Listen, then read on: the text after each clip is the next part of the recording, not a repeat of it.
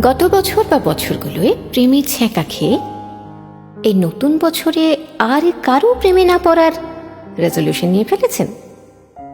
ভুল করেছেন। এর আগে বাড়তিনিক প্রেমে পড়ে সম্পর্কে জড়িয়েও বিচ্ছিরিভাবে হৃদয় ভাঙার পরেও যদি সত্য পাশের বাড়িতে বা পাশের পাড়ায় আসা কোনো ছেলে বা মেয়েকে আপনার হঠাৎ করে ভালো লেগে গিয়ে থাকে, তাহলে অতীতের ক্ষতকে প্যাভিলিয়নে পাঠিয়ে দিয়ে নির্দ্বিধায় সেই ভালো লাগার আবেশটাকে উপভোগ করুন। পরীক্ষার সিলেবাসে খুচরো ফাঁকির বিনিময়ে আপনার মনটা যদি প্রতিদিন তার কথা ভাবতে চায়, তাহলে মনকে একটু আশকারা দিন। কোনো পড়ন্ত বিকেলে পাড়ার গলি কিংবা ছাদ থেকে হঠাৎ যদি আপনার উদ্দেশ্যে তার হাত নাড়া বা কেমন আছেন ডানা মিলে উড়ে আসে,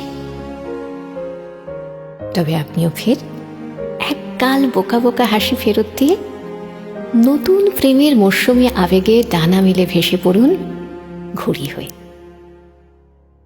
নিঝুম রাতের একলা বিছানায় আপনার টাটকা অনুভূতিগুলোর স্বার্থে হেডফোনে বরাদ্দ রাখতে পারেন গুটি কতক নির্বাচিত প্রেমের গান।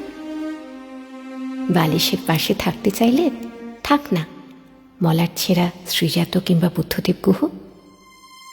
আগে হয়তো ভুল মানুষজনের ওপর অনুভূতি বিনিয়োগ করে জীবনে লোকসান করেছেন বারংবার, কিন্তু তবু আপনাকে ঝুঁকি নিয়েই আবার এগোতে হবে।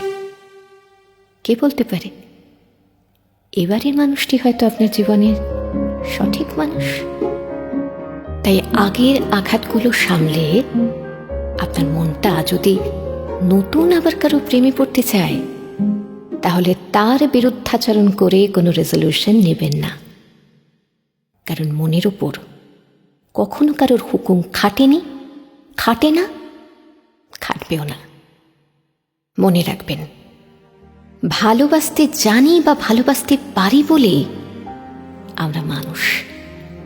তাই প্রেম ভালোবাসার রাস্তায় যতবারই হোঁচট খাই না কেন, উঠে দাঁড়িয়ে নিজেকে নিঃস্ব করে আবার ভালোবাসতে হবে। বেলা শেষের উজান স্রোতে কোনো এক তুমির হাতটা ধরে ভাসতে হবে। বাকিটা জীবন একসাথে রোজ হাসতে হবে।